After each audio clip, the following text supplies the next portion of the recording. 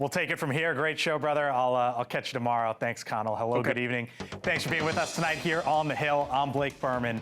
This is The Hill on News Nation. So of all the headlines that we just saw, so much for the Caribbean.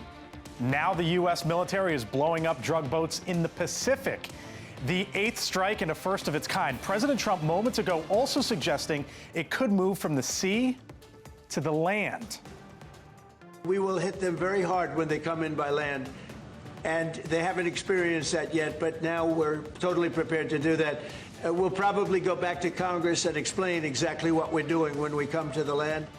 How about that? Also tonight, major sanctions against Russia. What the president said, a pretty revealing moment actually, when he was asked if he actually believes it'll bring Vladimir Putin to the negotiating table. Plus, this is going down too. Much of the White House East Wing set to be demolished. The latest on the plans. The president even showed some of them and the questions surrounding them. Also this evening, Mamdani's new message as it is debate night in the Big Apple. We'll show you how Zohran Mamdani is trying to sell New Yorkers on electing a Democratic socialist. But first tonight, here from The Hill, immigration operations from coast to coast. The Department of Homeland Security today releasing new details in that ICE raid that drew protesters to the New York City streets yesterday, right around this time. It all unfolded right before our eyes here on News Nation. DHS now saying 9 illegal immigrants with lengthy rap sheets were the targets. At this hour, more protests expected on the streets of America's largest city. And tonight as well, reports of federal law enforcement just hours away from taking up new assignments in San Francisco. We're asking DHS in moments if that is indeed the case. Allie Bradley is live for us tonight in San Fran. But first, our Jessica Cartalia live for us once again on the streets of southern Manhattan, where, Jessica, there's a protest we see taking place right now following up on yesterday, right? Yeah, this is 24 hours after we were reporting live from Foley Square last night, where it was just chaos, and we saw all kinds of people. Okay, we apologize for that. This is live television. Anyway, take a look behind me here. This is a planned protest. They're calling it an emergency protest. They put this together today after the incident that happened yesterday. That was that clash between ICE agents and protesters near Chinatown. Today, New York Attorney General Letitia James announced on social media that her office is reviewing federal immigration enforcement and asking that people send videos in of the incident. Most of the people who'd been standing out there were taking videos on social media or broadcasting live. The Department of Homeland Security says that the ICE operation was in direct response to criminal activity connected to the sale of counterfeit items out on Canal Street. That's who they were targeting. And remember, we were there as they moved through the area in tactical gear. They were trying to look for those vendors. Those vendors then fled in all directions. The raid quickly sparked chaos in the city. The Department of Homeland Security tweeted photos today of the undocumented immigrants who were arrested. Many of them, were told, were from West Africa. We are here at this planned protest. It was just planned this morning. We will have the very latest for you, but as of now, things are calm and we're waiting for things to get underway. All right, Jessica Cartalia, live there on the streets of southern Manhattan. Jessica, thank you. And then let's go out west now, because San Francisco, picturesque shot there with our Allie Bradley. But Allie, you're reporting tonight that that area could be next with immigration enforcement operations. What are you learning? Yeah, you're exactly right. Hey, Blake, what we can tell you here from our DHS sources is that at least 100 federal agents and officers from agencies including ICE and Customs and Border Protection should be in the San Francisco area as early as tomorrow. So we can expect that. But why? Why are we seeing this crackdown in San Francisco? It ranks 26 when it comes to violent crime, but 13th when it comes to property crime across the United States. Memphis taking the top spot for both of those things. But when it comes to the issues across the city right now, San Francisco is seeing incidents of violent crime cropping up. Over the last couple of days, one restaurant owner actually survived a stabbing attack inside of his establishment just in recent days. Now, we actually talked to San Francisco's District Attorney, Brooke Jenkins, who says that the deployment of federal agents and officers and National Guard is completely unnecessary, but she says she is concerned about what the community might do in response to that federal deployment, saying protests might turn violent, that it might escalate, something that they're concerned about and worried about. Now, business owners that we actually talked to say fentanyl use, that is the biggest issue they're seeing, something the DA even said needs to be addressed even more. They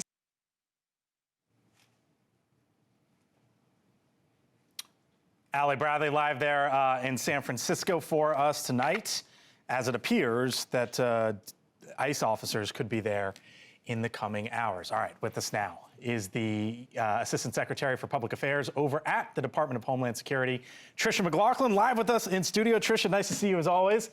A lot of news to get to. A lot of news, Blake. Thanks for having me. Let's start with what Allie was reporting. Yeah. What can you tell us about San Francisco? I can't get too ahead of our ICE enforcement operations or ahead of the president, but I will say there will be no safe haven in the United States, whether that be Los Angeles, Chicago, New York, or San Francisco. We do have ICE officers on the ground in San Francisco. That's not a change in posture, but look what we saw out of Los Angeles. We arrested 7,000 illegal aliens, many of which had horrendous criminal convictions on their record, gang members, known and suspected terrorists. We're expecting to see similar out of San Francisco. So I understand you won't get into the details, and I get it, but should we expect a stepped-up presence there? I think you can expect a stepped-up presence there and in any of these sanctuary cities, because if these politicians would actually do their job and protect the public and not have a revolving door of justice, the federal government wouldn't have to step in and remove these violent criminals. There was just a lengthy, I don't know, like an hour or so with the president in the Oval Office, and he was asked about California and the Governor Gavin Newsom there. Let me play this for you, get your reaction on the other side.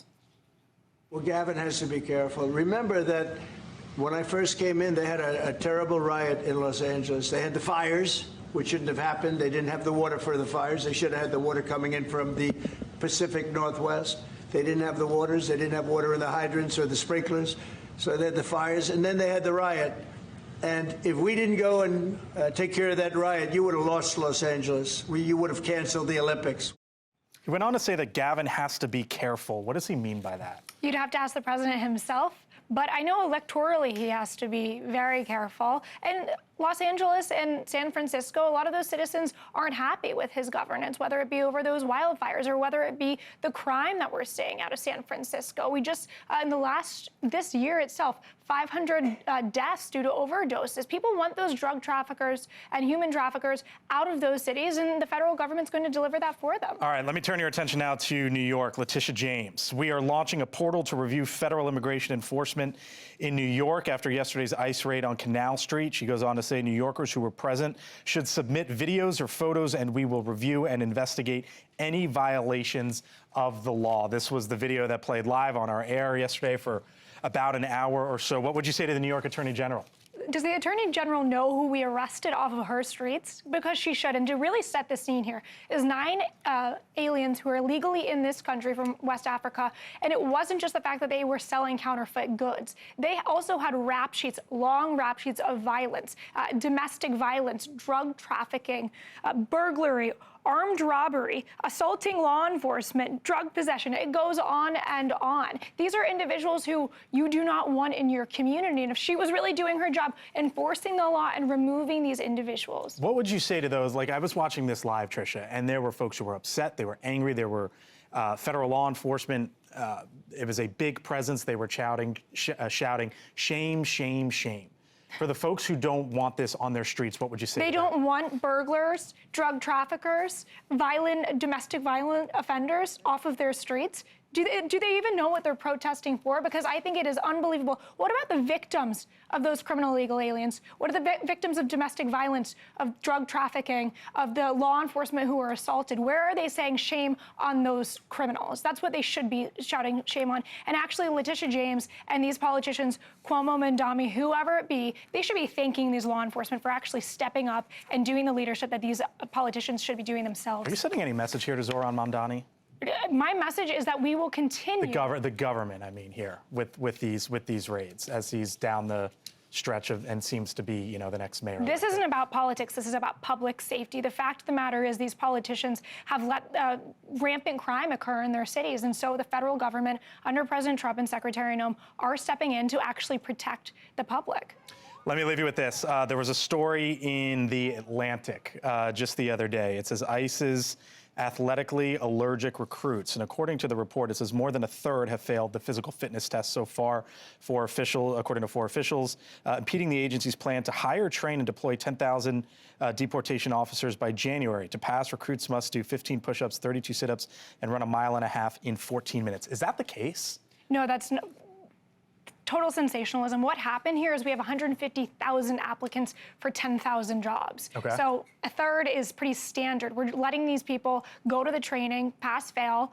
This is very standard. So you expect to be staffed up? Oh, even with this? Absolutely. The fact of the matter, 150,000 applications for 10,000 jobs. This is standard statistics that we're seeing all the time. All right. Tricia McLaughlin, Department of Homeland Security, thank you so much. Thank you so much. Appreciate you coming in tonight. Thank you. With a lot of news. All right, still to come. Here on the Hill, other side of the break, the backlash growth. The president was talking about this just moments ago. We knew this was happening, but also kind of came out of nowhere as the East Wing demolished. Why a former First Lady is getting slammed for criticism of this renovation. Plus, the War Department releasing new video today of an 8th strike on a suspected drug boat. How the cartel fight is expanding now to the Pacific and what the commander-in-chief says could happen next on land. Plus, the aforementioned Zoran Mamdani. Is he about to deliver the knockout punch in tonight's final debate for New York City mayor? We return. Live look, by the way, Capitol Hill. The latest attempt to reopen the government. Turns out that the 12th time wasn't the charm. Yet another vote, and another vote goes down as we are on day 22, about to be day 23. A lot of news on this evening. I thank you for being with us. I'm Blake Burman, back on the other side in 4 minutes.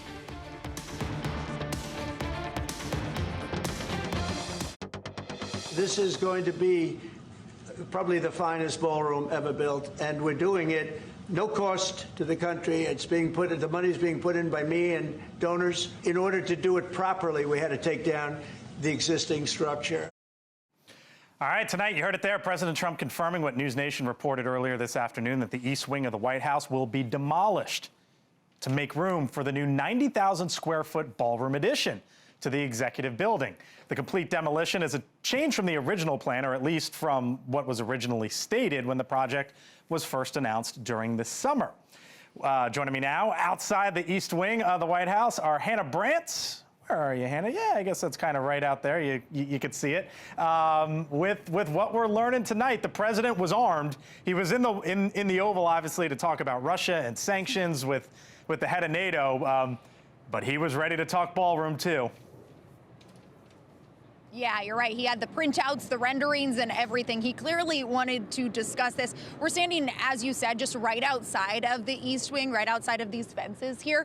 And I'm going to step away because we want to give you a closer look. If you zoom in, you can see, and it's pretty clear from us, from our perspective here, you've seen big chunks of the East Wing coming down just over the past several hours that we've been standing here. You can certainly hear this heavy construction equipment tearing away those pieces of the East Wing as well. And it was, as you said, just today that a White House official confirmed that the East Wing is going to be entirely demolished in the next couple of days. That is a change from those initial plans. It was over the summer that President Trump first said when he announced this project, he wouldn't interfere with the current building. But when he was asked about it in the Oval Office just minutes ago, he said this decision to tear down the East Wing was made after discussions with architects. He proudly showed off renderings of what that new ballroom is going to look like. You're seeing pictures of them on your screen right now. Those are the renderings. The White House says the plan here is to build a 90,000 square foot ballroom that will hold nearly 1,000 people. And President Trump says the reason that's needed is because currently the largest entertaining space in the White House, the East Room, only holds 200 people.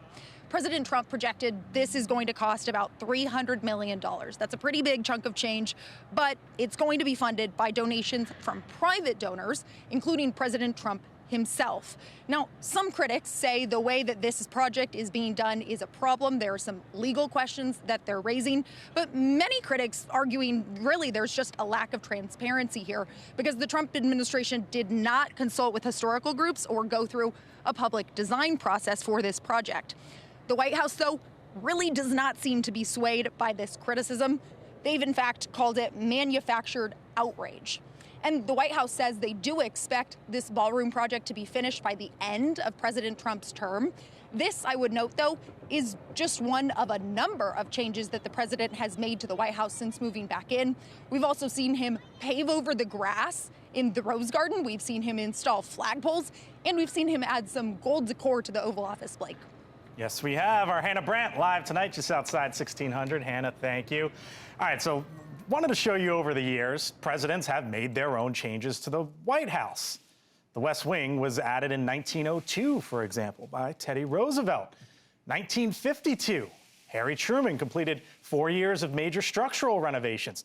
Fast forward a bit to 62, the Rose Garden was finished during the Kennedy administration.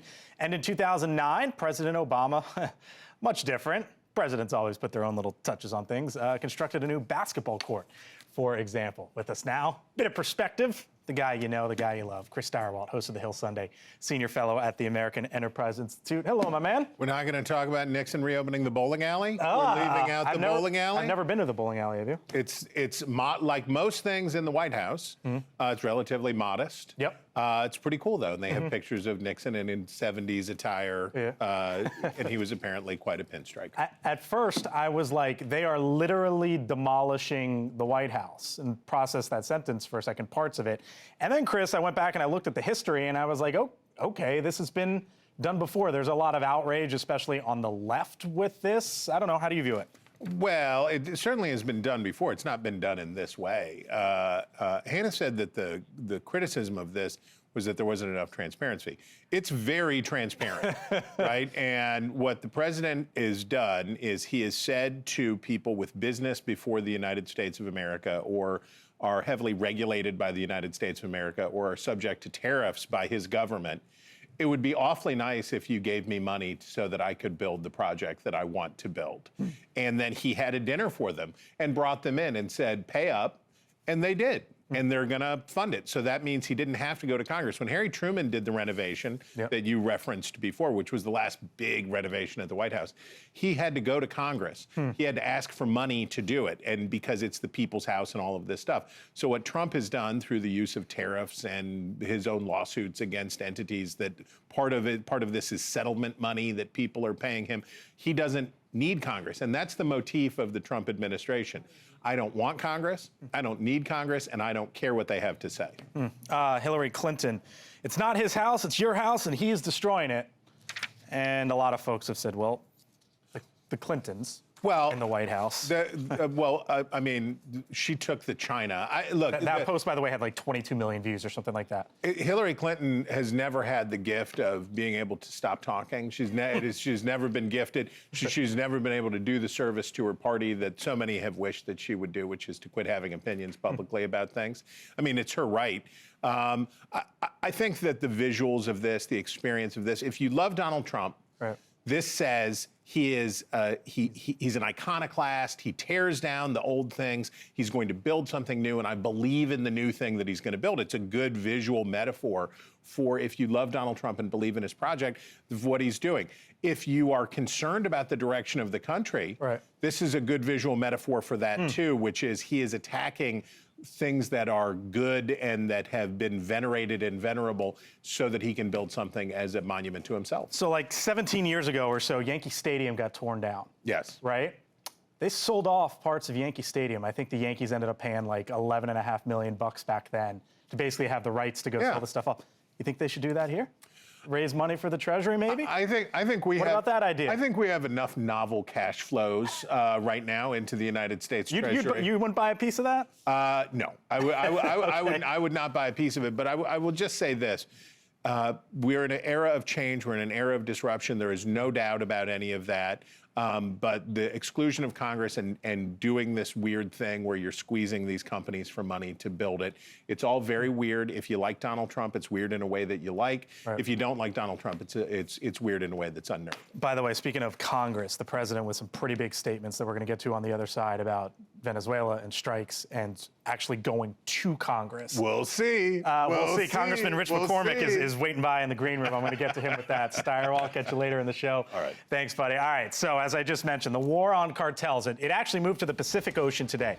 But it was that comment, well, first off, this video, and then a comment from the president about, you know what, maybe it's time to ask Congress for land strikes. I'll play you that sound. Plus, why Elon Musk and the transportation secretary are feuding over the moon. When we return.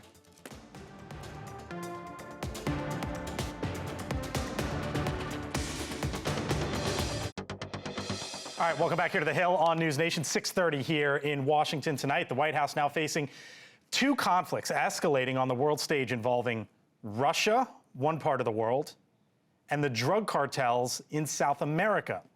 Ukraine reeling tonight after more overnight strikes carried out by Russia. At least half a dozen people killed, along with widespread power outages. The Treasury Department today announcing new sanctions on Russia.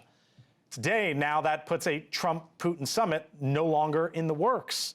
Meanwhile, take a look at this. The U.S. destroying another boat believed to be smuggling drugs. It is the 8th deadly strike of its kind, but this one not in the Caribbean, rather in the Pacific Ocean. A first time that's happened.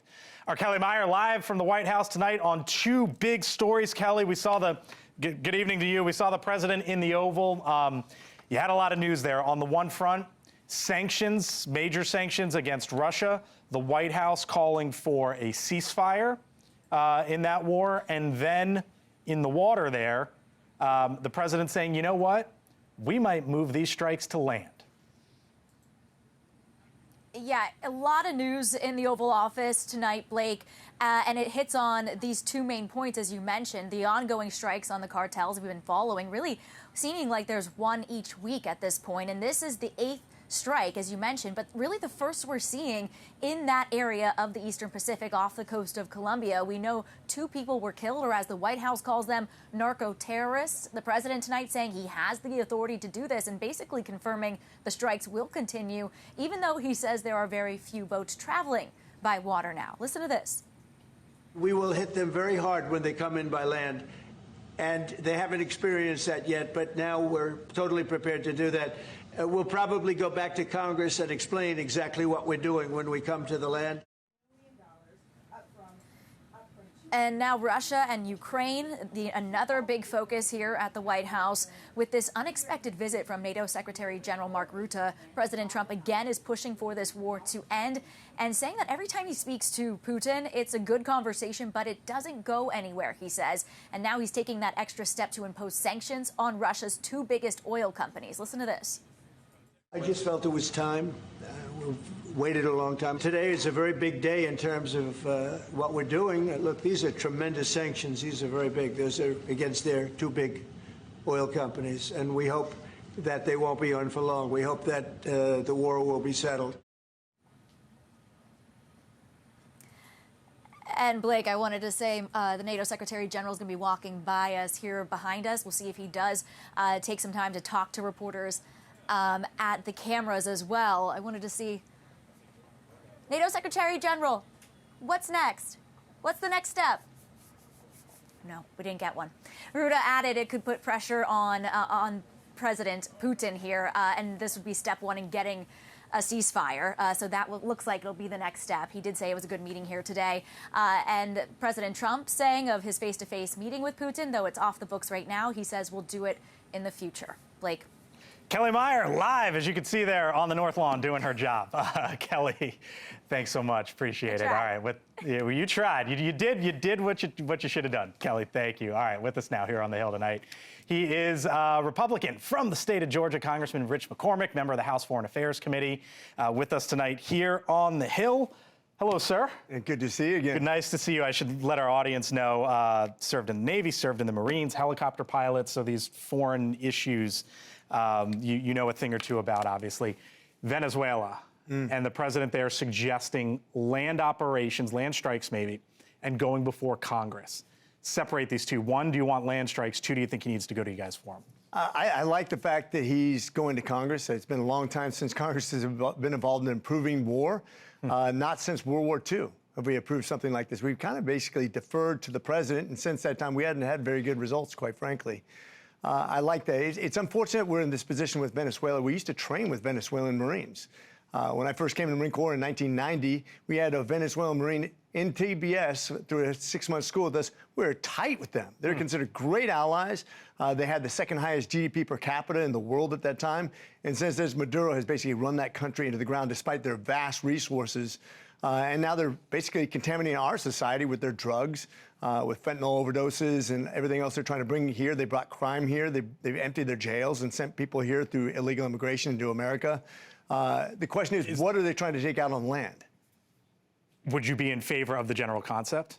You know, I don't want to put troops on the ground, or at least anybody other than special forces. I don't want to have direct contact with the enemy. Right. But I wouldn't mind taking out stuff that we agreed on between, well, obviously we're not going to agree with Maduro on anything, but if there's something nefarious that's earmarked for America, we can get eyes on target, and we know it's something that's going to do death and destruction to America. I've always said that. It doesn't matter if you're in Iran or Venezuela or anywhere on this world. If you're meaning to do harm to the United States, you are a target. Is there, obviously the president talks about the drugs, and you hear him talk about that nonstop with this issue. Venezuela also has the largest oil reserves in the world. Do you think there's some sort of oil play here and putting pressure elsewhere on the world? I mean, we just saw, obviously, major sanctions against Russia. Do you think there's something there as well? Well, there's always finances that work into politics, right? So you have a guy who literally could have an unbelievably wealthy country, but he's tried socialism again. Imagine that. It didn't work this time, just like every time. But we've done the same thing with Cuba. We've done other countries who become basically isolated by their own communist manifesto. I'm worried about Brazil. I'm worried about Peru. I'm worried about the whole southern hemisphere, or southern South America. The Western Hemisphere and the Monroe Doctrine is very much in jeopardy right now. That's why we're shoring up Argentina. This is very important to our livelihood, to our future as Americans. We need to make sure that we're safe and secure. And quite frankly, the demand that we have from America is what's driving all this violence and driving all these deaths. We need to educate our kids better and say, hey, not only could you die, but you're supporting murderers, rapists, drug traffickers, people who would traffic a little kid. That's what you do when you buy drugs. Don't do it, America. Don't do it to your kids. Don't do it to adults. This is the wrong thing. Let me take you to Russia real quick. The president today with the major sanctions. He was asked whether or not that could bring Putin to the table, and it was a quite open answer. He basically said, and I'm paraphrasing here, who knows? He's not sure if it will or won't. Do these sanctions work? I think they absolutely work. We should have done it at least a couple of years ago. We should have done it right off the bat. When they invaded Ukraine, since that point, I've been saying this. I said it during the Biden administration. Slap as many sanctions as possible on these guys. So why do you think Trump waited? I think he's trying to do the negotiation process. I think we waited too long. I've been saying this for years. Not only do you sanction everything you can in Russia, you grab back all their investments overseas, which we did. We passed a NATO law. When I was a NATO parliamentarian, it was my bill. Right. Grab their investments from all over the world and use it against them. Weaponize it against them. Give Ukraine all the arms they can do. Look what they did with the little bit they had. A third world country, basically, when it comes to armies against the first world, took out half of their armor, and 1.5 million casualties now, almost 500,000 deaths in Russia against a much inferior military. Look what they've done. You supply them with the right weapons and the right design, they could do some real fight back. So we've been around the world, Venezuela, Russia. Let me take you to the moon for a second, because you are also on the Science, Space, and Technology Committee. The Transportation Secretary, Sean Duffy, said this earlier this week, and then we'll take it up from there. I love SpaceX. It's an amazing company. The problem is they're behind. They push their timelines out, and we're in a race against China. The president and I want to get to the moon in this president's term, so I'm going to open up the contract. That's the Artemis 3, basically saying he's going to open up the contract to try to get there. SpaceX is the one that has it. Oh boy, Elon Musk is none too thrilled. He's calling him Sean Dummy. He says he wants someone, the person responsible for America's space program, can't have a 2-digit IQ, and they're going back and forth, and I could show you all the mud. But it brings me to sort of the reality, Congressman, or is it the reality that at the end of the day, we're going to need Musk and we're going to need Bezos? Is that the reality with this in space? So far, that's what it's proven to be true. There used to be a time where only the United States government and the Russian government could put anything in outer space. Right. Now you have one man who puts more spacecraft into the stratosphere than all other nations combined. That's Elon Musk. Should Duffy have done that then, or no? Yeah, I think if you're to be fair about this, there isn't one Navy contract that hasn't fallen behind. Not one. The best contract we have, I think, is about 6 months behind and 150% over budget. So if you're going to be fair, do it to every contract that's fallen behind, which would be most military contracts. When you continue to change the specs, and you're talking about a guy who rescued us when we had stranded astronauts abroad, just stick to the contract unless you see something egregious.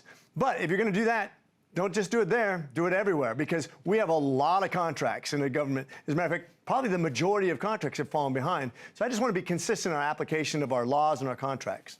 Rich McCormick, Republican from Georgia, thank you, sir. Thanks for coming on in. Thank you. Appreciate it. All right, still to come. Here on the Hill, other side of the break. If we just went around the world, we're now taking you to the Big Apple. Zohran Mamdani releasing a new campaign ad ahead of tonight's big debate in the Big Apple. What he is asking voters to choose, and is it the new message of the Democratic Party? On the other side.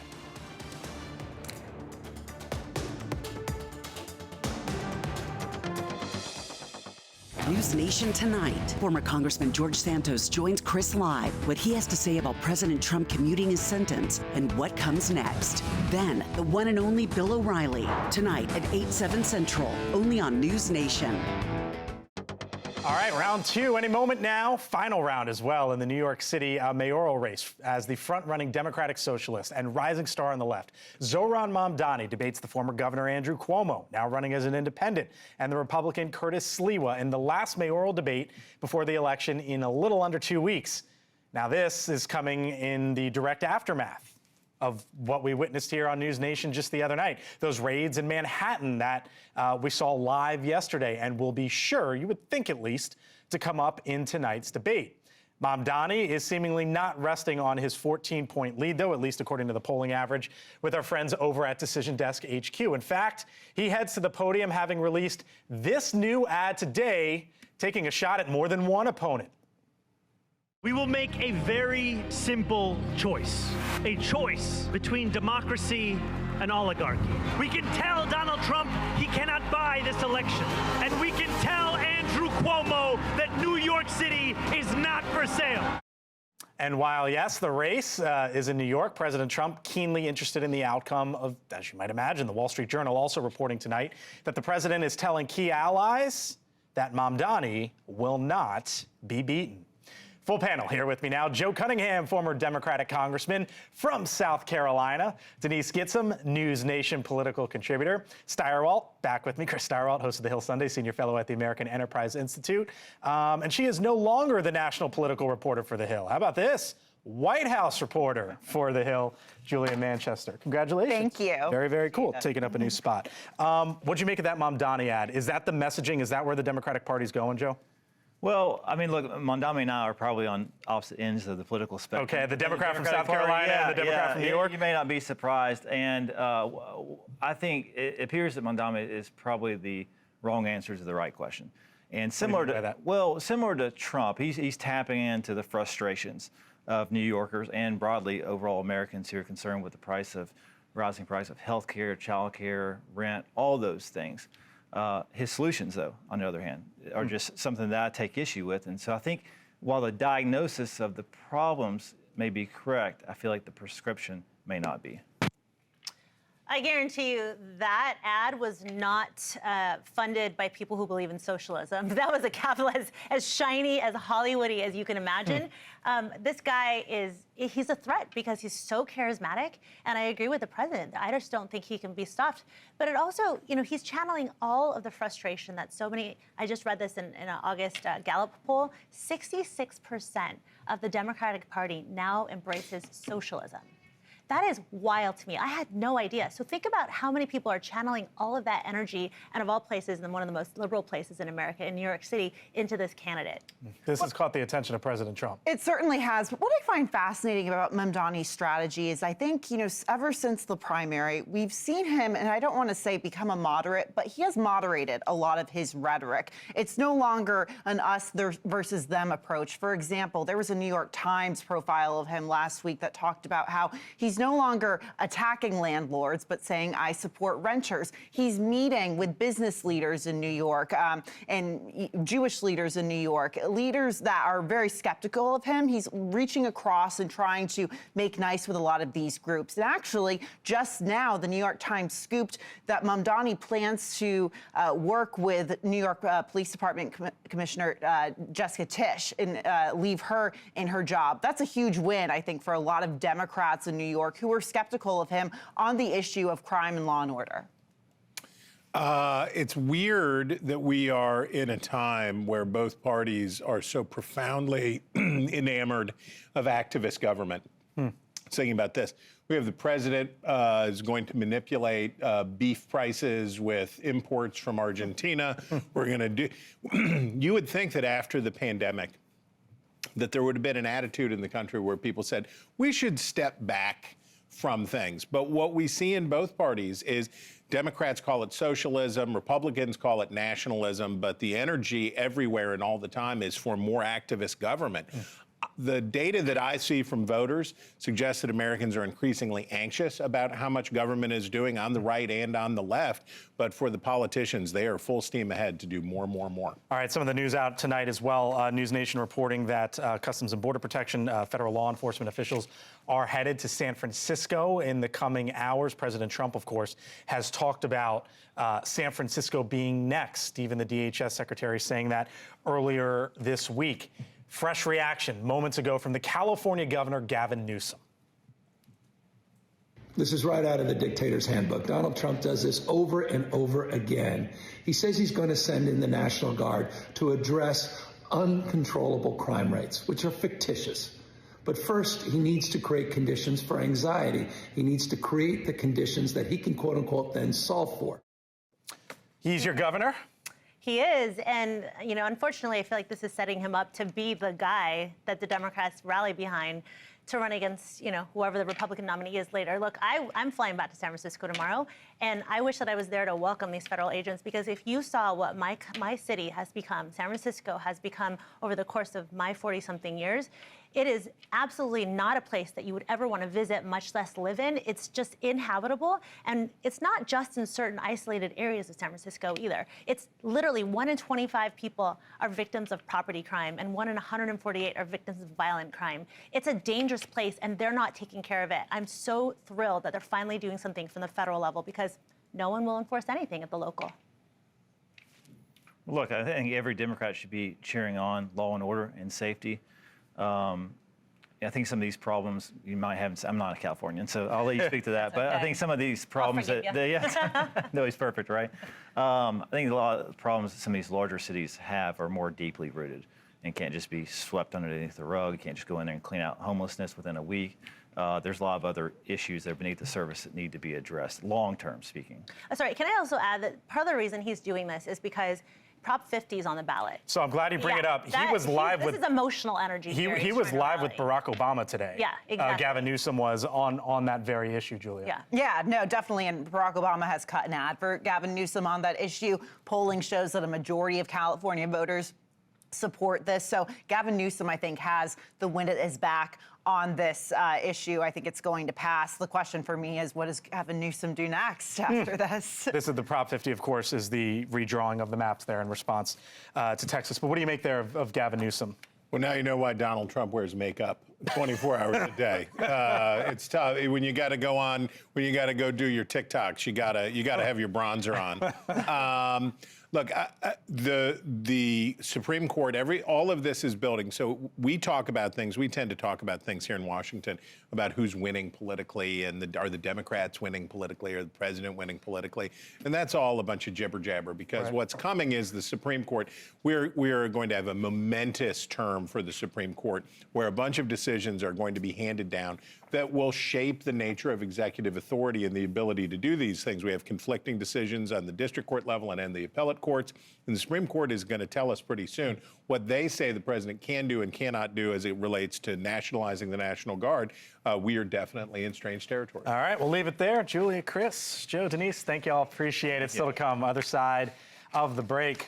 Roger Goodell speaking today and asked about that man right there. Is he having second thoughts about Bad Bunny? On the other side.